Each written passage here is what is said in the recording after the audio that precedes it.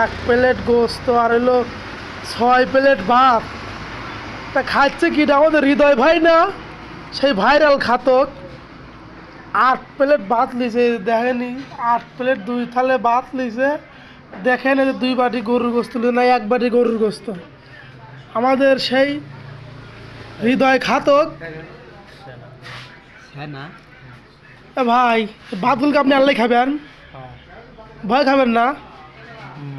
এই 6 প্লেট ভাত, এই 1 বাটি গরুর গোস্ত আপনি আল্লাহ খাওয়া ফেলাবেন।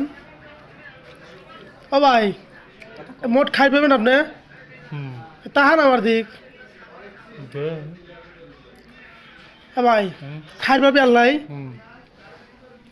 আল্লাহ কি কয় রে, 6 প্লেট ভাত আর 1 বাটি গরুর গোস্ত ওই আল্লাহ পেলে খাওয়া ফেলাবি